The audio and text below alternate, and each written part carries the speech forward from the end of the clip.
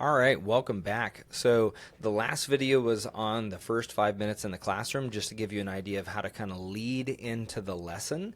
And so then now we're going to take a look at the actual lesson.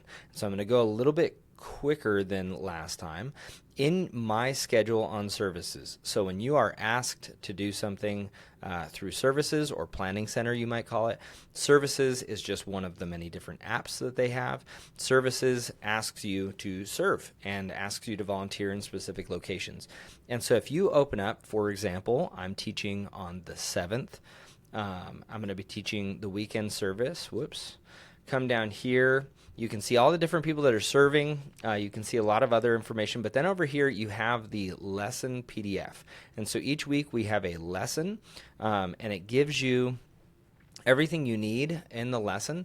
So starting out, the preexistence of the Son of God, you get kind of a theme, and then you have a central truth. And the central truth is important because it makes us uniform across the services as well as across the classes. So Jesus is the always living God. Another way of saying that is he is preexistent. He was not born and created, but he has always been. Then we have the key verse. I like the key verse. That kind of grounds what we're going to talk about in the classroom. But then also up here on the first page, we have the entire section of Scripture that we're going to be reading through. So in that last video, I said read the Scripture that we're going to be focusing on. You would read this entire Scripture, and then if you wanted, you could go through, and with this key verse, you could have them repeat the key verse. So you can see right here with the objectives, recite John 1:1. So they can say it with you. Reciting at 4s and 5s through 2nd is super important. I mean, even until you're an adult, reciting things helps you memorize. And so spending some time going through that, read through the supporting truths, read through the objectives. The way I see the supporting truths is maybe you want to take some of these and apply them to your lesson. So for example, if you like the wording of something, Jesus is the word and the light, or Jesus created and keeps giving life. I like the way that sounds. So you could go into your document, and for teaching, if you make yourself a document for teaching, you could write out that specific phrase. So you can take phrases from that and then use that. Well, that's a lot bigger than I thought it would be.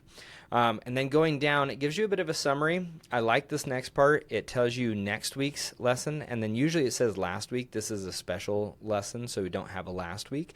But for this one, you can see what we're going to teach next week. So if you want, towards the end of your lesson, you can focus on the incarnation of Christ. So you could go down and be like, towards the end, right? At the end, reference next week's lesson. And then also in the beginning, reference last week. Now, sometimes this might feel like you're just filling in time, but it's actually one of the most effective uses of your time because you're helping these kids remember what they learned last week. So you're helping them recite or remember or retain some of the information they've seen earlier, as well as getting them ready for what they're going to learn next week. The more they're exposed to some of these ideas, the more they're hearing the same information multiple times, the more likely it is they'll remember it.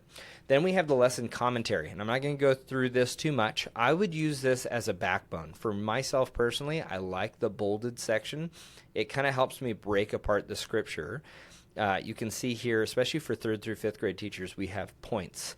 So I can look at these 3 different headings, and then I can take those headings, I can read the scripture, and then I can figure out, okay, what is the application point here? How can we apply whatever this bit of information is? And so read through that, and then we have more. We don't follow these outlines or these lesson questions or activities. Well, we do the activities because we do the craft.